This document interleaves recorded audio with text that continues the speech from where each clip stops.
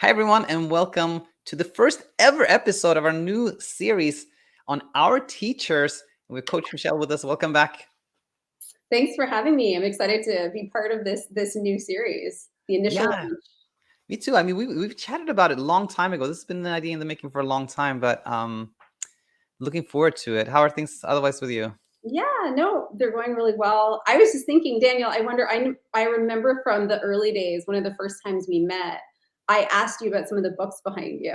Oh I yeah, remember seeing certain titles because I had them too. And so I think at that point, this is like 2 years ago at least, and we were saying we should talk about this at some point. yes, that's I right. remember We that. did. We Yeah. did. I remember talking about Pema Chodron, and you Yes. had read her books, and we were like, yeah, we should do content on this. But Yep. 2 years later, here we are. But We that's got there. right.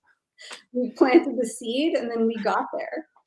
So yeah, so for those of you who are tuning in here, we have both chosen one book each that have like we've learned from, that has like we have some personal connection to it, and it also inspired us coaching wise, that we'll get to in a second. But first, another first, which is Okay. it's amazing. We are hosting the first ever small group discussion with Coach Michelle. It's going to be this Wednesday, and the theme is going to be how to face and feel the hard stuff, the difficult emotions, feelings, sensations, etc. Deep dive with Coach Michelle. It's going to be 6 people. It's going to be $49. It's going to be amazing, right? But no pressure. Yes. No pressure. Yeah, I'm really excited to do it. I haven't done one yet. I can't wait, and I've heard about your wonderful experiences doing these small group discussions. So I'm just excited to start doing them. Yeah, no, Yeah, I've done like 2 by myself, one with a guest, and now it's been really nice. So I awesome. am very hopeful, and think that you're gonna have a really nice time. So yeah, link in the description. And with that said, let us jump into it. Actually, you start, Michelle. Okay. What did you pick? Okay, so I guess I'll show everybody. I chose this book for today. This is called First We Make the Beast Beautiful. It's a book by Sarah Wilson, and it's essentially part memoir, part self-help book, which is kind of like one of my favorite kinds of books when they're written that way.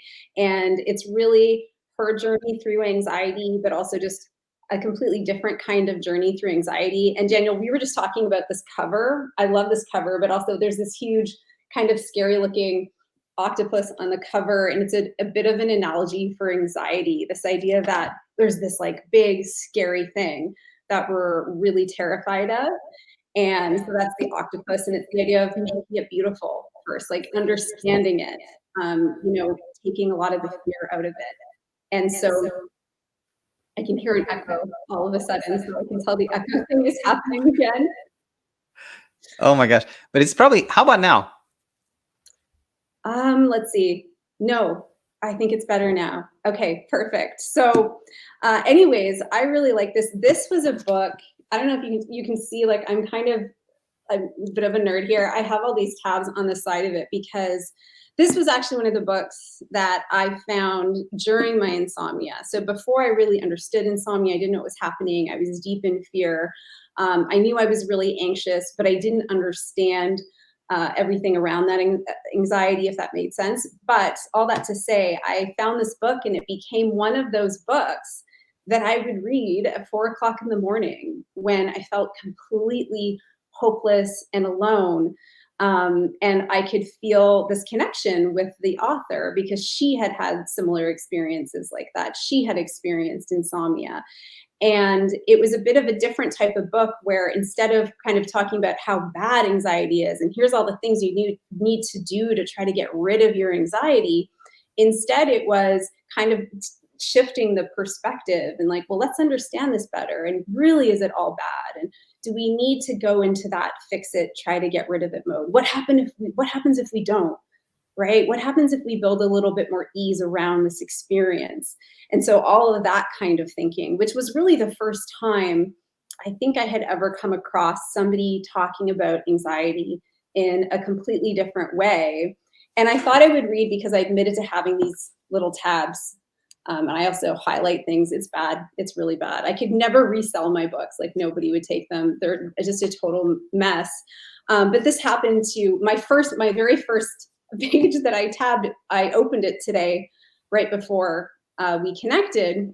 And this is one of the things I read to myself a lot at the time. And I remembered, and I started to get really emotional about it because I could remember myself years before and how much it meant to me at the time. And so she says, I've come to believe that you can be fretty and shattery in the head and awake at 4 a.m. and trying really hard at everything. And you can get on with having a great life. And it was just like I would read that and cry at 4 o'clock in the morning, essentially. So, anyways, I'll pause there. I know that's kind of a lot, but that's the one I chose today, and that's why I thought it was a book that felt very much there for me and very comforting, but also started to plant the seeds, different seeds in terms of how am I viewing anxiety as a whole, right? As opposed to a big scary monster, can it be something else? And Michelle, how did you find this book? Oh, good question. You know what? It was so many years ago now.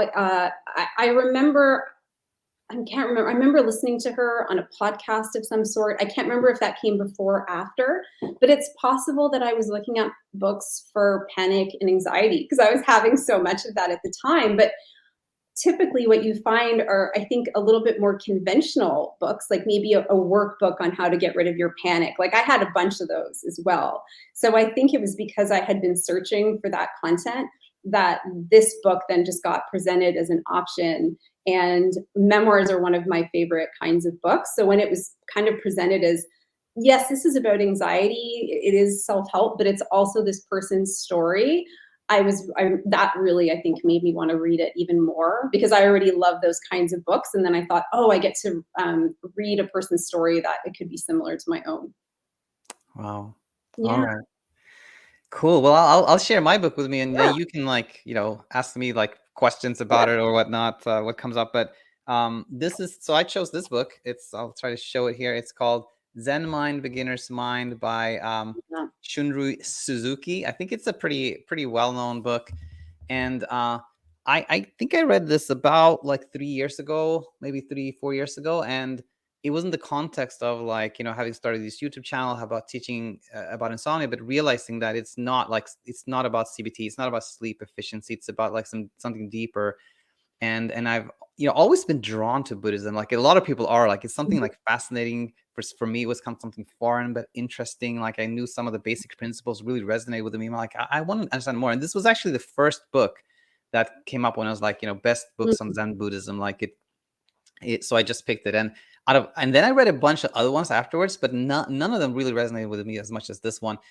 And if I so I thought about two concepts I wanted to share that I learned from this book, and they're kind of similar, but one of them was dualism. And it's one of those, it sounds so simple when you start talking about it, but when you apply it to your life, you see that this we are often very dualistic when we don't even think about it. So for those of you who are not familiar with it, the way I understand it is dualism is this kind of polarity, there's good and bad, better, worse, and it can go really, really deep when some of this content is where, oh, there's really no difference between me and the floor, it's all just atoms flowing around. There's no difference between anything, which is in a very, very deep level. But mostly I think of it as this is good, this is bad, this is the way what things should be, they shouldn't be like that.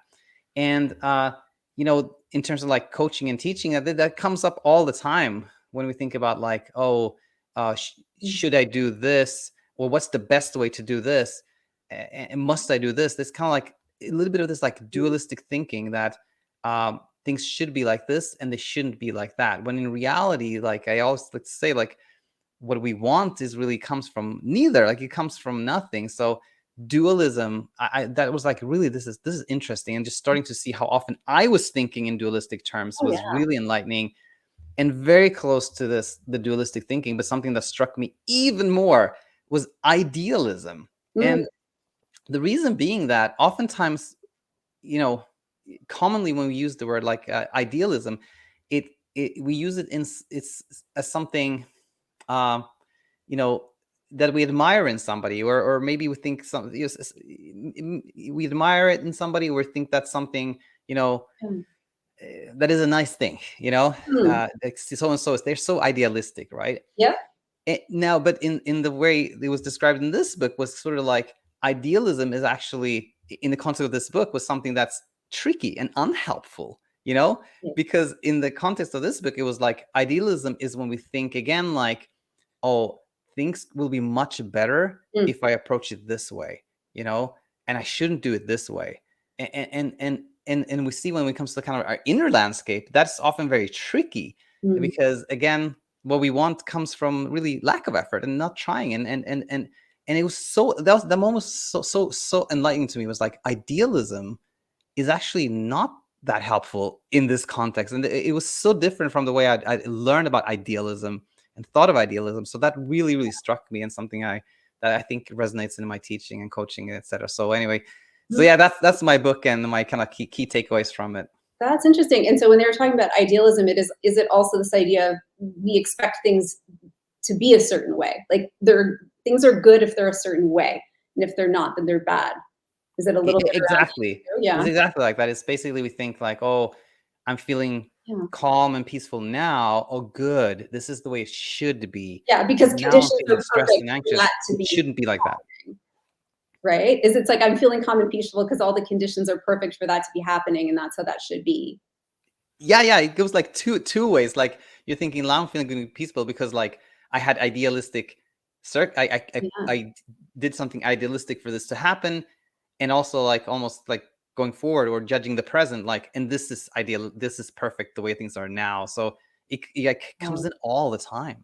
right. And that makes me think of how clients will say that they need the perfect conditions for sleep to happen, right? They need to have the perfect day. They need to have not felt any anxiety or stress that day, especially not after 6 p.m. or whatever it is. And if all of these idealistic kind of conditions can be met, then maybe they have a chance. But if not, it feels like game over, kind of, for a lot of Yeah, people. Yeah.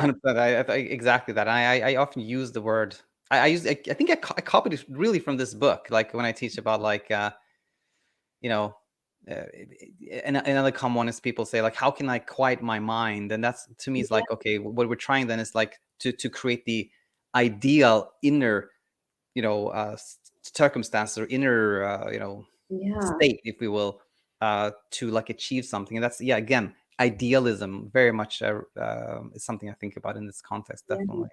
Well, that's interesting, the idea when you just said the calming the mind part, that made me think of a part of this book as well, because part of her like journey is she's going to different people and trying different approaches and kind of sharing the experiences.